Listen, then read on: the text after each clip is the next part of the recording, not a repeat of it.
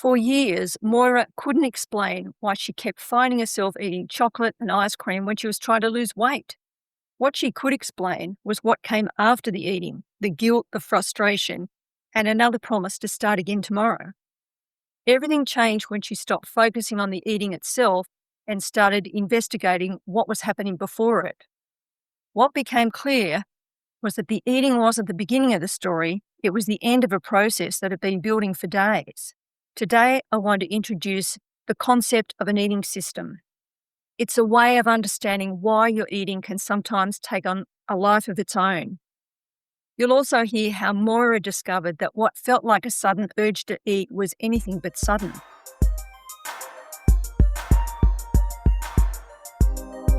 Hi there, it's Bronwyn. Welcome back to Before Dieting. Over the last few episodes, I've been using the concept of an eating blueprint as a way of digging deeper into what sits underneath eating. You can think of the blueprint like the software running in background of your computer. Most of us never see the code. We don't think about how it was written or how it works. We simply use the app and experience the result. Eating works in a similar way. Because much of what shapes our eating operates beneath conscious awareness, we don't usually spill out the rules, assumptions, or expectations guiding our eating decisions. We simply experience the outcome. And in this case, the outcome we're discussing, of course, is weight regain. So today I want to look further at another part of the eating blueprint, and specifically an eating system, so that we can bring those pieces together. But first, let's start with a quick recap. Last week, I went into detail on food rules and food stories and how they work together, where food rules are the instructions that we collect throughout our life. We usually acquire a core set of food rules from our childhood family meals, but others come from diets and from health professionals, of course, social media and other media, and sometimes we just simply absorb them from watching the people around us. By the time a woman reaches midlife, she will have accumulated a long list of rules about how she should eat and another one for how to lose weight. Now, a food rule on its own is simple and has some flexibility for change. But when we create a food story by adding in the history and the context, things start to go from simple to complex. And because it's one that everybody knows, I usually use the food rule, finish everything on your plate, as an example. Now, on its own, it looks like an instruction.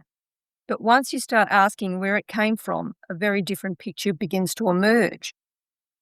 For one woman, it may be connected to food scarcity. For another, it might be tied to showing appreciation for the food or not wasting it. And for others, it might have been the message to be an obedient child.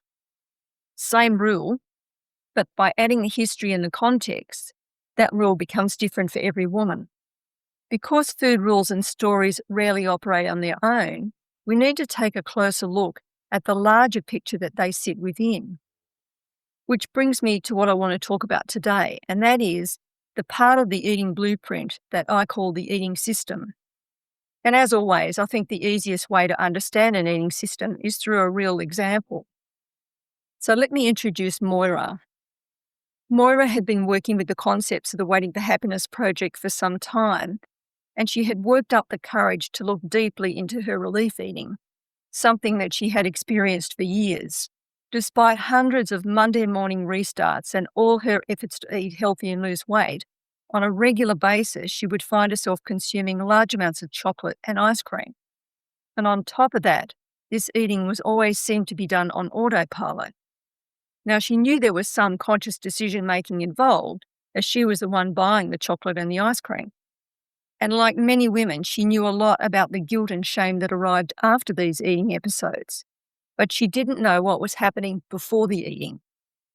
She was able to then work up the courage to look at what happened in the lead up.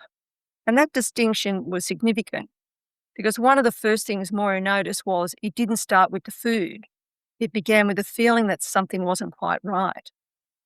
She couldn't always identify what it was, but what she could identify was that there was some feeling building up inside her. Sometimes it felt like a restlessness, and sometimes she said she felt so agitated that she just wanted to run away.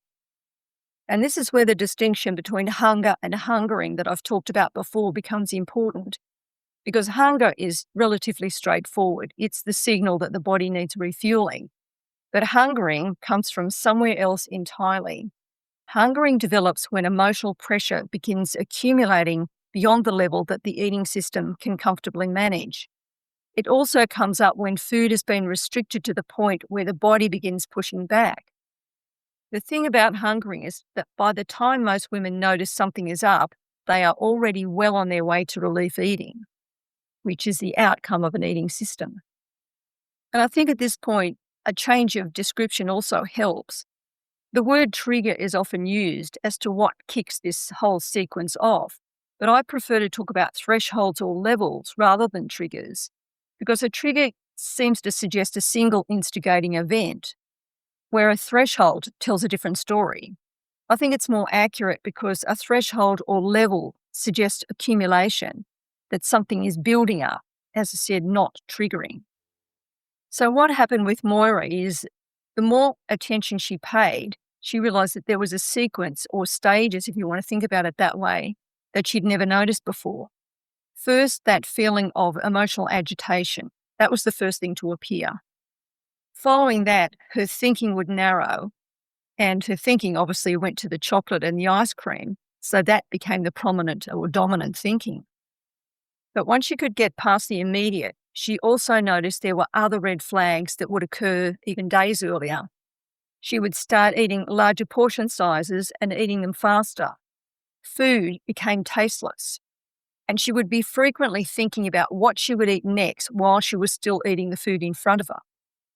She noticed emotional signs as well. She described becoming more irritable, more critical, and less patient. At times she felt emotionally numb, and while at other times she experienced a sense of separation from the people around her. Now, none of these experiences seemed particularly significant when viewed individually.